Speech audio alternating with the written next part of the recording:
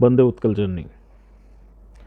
Bharat truck and transport welfare association के उड़ीसा शाखा की ओर से मैं प्रदेश अध्यक्ष डॉक्टर राजकुमार यादव आप सभी का अभिनंदन करता हूं और संकट की इस घड़ी में भगवान आपको बलशाली बनाए रखे, इसके लिए मैं ऊपर वाले से निवेदन करता हूं, प्रार्थना करता हूं। खासकर हमारे ट्रक व ट्रांसपोर्टर्स के लिए जो अभी विषम परिस्थितियां हैं, परिस्थितियां तो अपनी जगह हैं, लेकिन सरकार भी कुछ सोचने को तैयार नहीं है। कैसे शोषण हो सके ट्रांसपोर्टरों का, कैसे शोषण हो सके ट्रक मालिकों का, बैंक से लेकर सड़क तक और कागज़ों से लेकर विभिन्न सरकारी कार्यालय तक।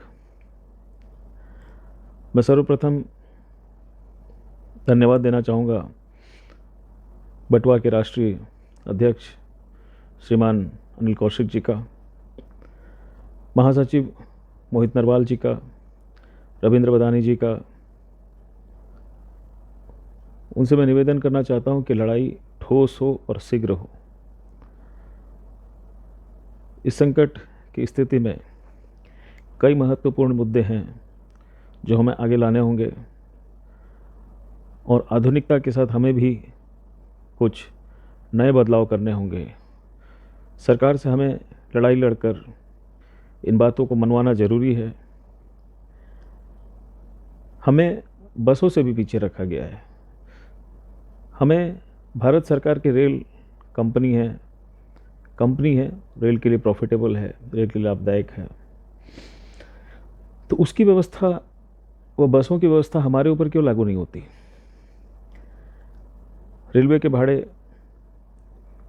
सरकार की स्थिति के अनुसार, बाजार की स्थिति के अनुसार कभी भी बढ़ा दिए जाते हैं और उस पे 1 रुपया भी कटौती जायज़ नहीं माना जाता, और 1 रुपये भी बाकी होता है तो उस माल को उतारने नहीं दिया जाता। भाड़े की बात करें, भाड़े के बाद यदि हम डिटेंशन की बात करते हैं तो ट्रेडर्स, फैक्ट्री मालिक, विभिन्न संयंत्र बिल्कुल भी ट्रांसपोर्टरों को इस बात पे सुनने को तैयार नहीं है कि गाड़ियाँ लेट हो रही है, खड़ी होती हैं, 3-3, 4-4 दिन खड़ी हो जाती हैं, कोई सुनवाई नहीं है। लेकिन वही भारत सरकार का रेल 1 घंटा भी खड़ा होता है तो उसके लिए डिटेंशन डैमेज लागू हो जाता है। रेलवे ने तो ग्राउंड रेंट तक का नियम रखा हुआ है, लेकिन हमारे लिए गाड़ियां मंगवा के खड़ी कर देते हैं, माल तैयार नहीं होता है, ट्रकों को परेशानी होती है। एक तो भाड़े कम है, उसके ऊपर फिर ड्राइवरों और अन्य खर्चों को समझना खून के आंसू पीने के बराबर है। कि कब समझेंगे सरकार? निजी कंपनियां तो फ़ायदे के लिए चल रही हैं, उससे हम क्या गुहार लगाएं? कम से कम केंद्र सरकार को, राज्य सरकार को, विभिन्न सरकारी संस्थाओं को ये समझना चाहिए। लाइबिलिटी की बात करें, गाड़ी वालों से, ट्रांसपोर्टरों से किसी भी स्थिति परिस्थिति में किसी भी नुकसान के लिए बिना सोचे समझे बेदर्दी से पैसा वसूला जाता है और हम मजबूर होते हैं क्योंकि हमें आगे काम करना होता है। क्यों नहीं भारत सरकार के रेल की पद्धति को हम भी अपनाएं? लाइबिलिटी हमारी नहीं है, आप इंश्योरेंस कीजिए, अदरवाइज़ हमारी लाइबिलिटी कुछ नहीं है।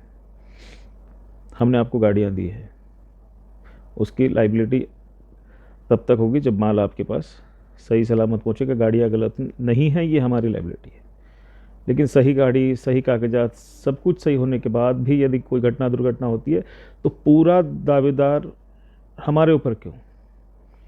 पूरी देनदारी हमारी क्यों?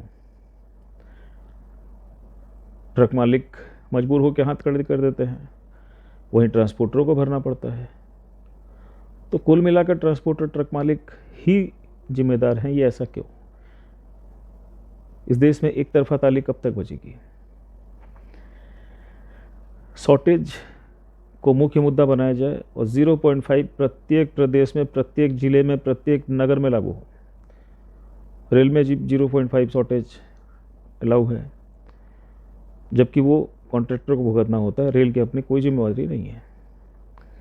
पेपर वर्क हम लोग सही करते हैं, लेकिन उसके बाद समझना पड़ता है जब 3 महीने, 6 महीने, साल भर, 2 साल के बाद जीएसटी हो या अदर सरकारी टैक्स विभाग हो या कोई भी विभाग हो, तो वो ट्रांसपोर्टर को क्यों परेशान करते हैं।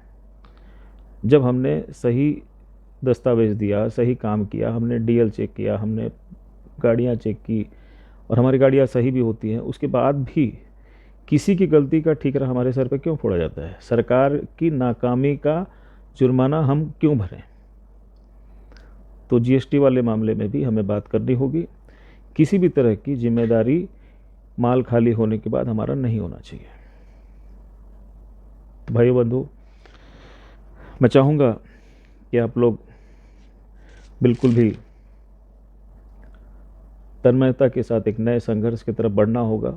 लॉकडाउन ख़त्म होते साथ ही हमें एक राष्ट्रीय कार्यकारिणी बुलानी चाहिए और राष्ट्रीय कार्यकारिणी में सारे प्रदेशों के अध्यक्ष, उनकी कार्यकारिणी के कुछ लोग व राष्ट्रीय कार्यकारिणी व प्रदेश की कार्यकारिणी को मिलाकर एक अत्यावश्यक मीटिंग हमें करनी होगी। ये ज़रूरत है, समय की आवश्यकता है, क्योंकि चलते चलते मैं 2 लाइनें आपके लिए रखना चाहूँगा।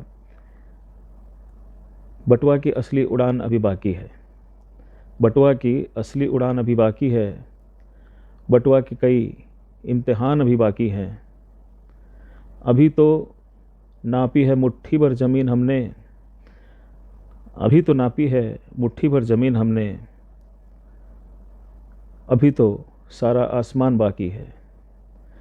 अभी तो बस देखे हैं, अभी तो बस देखे हैं अच्छी टीम हमने, मैदान जंग और उसका अंजाम देखना अभी बाकी है। जय हिंद, जय उत्कल, जय बटुआ। धन्यवाद।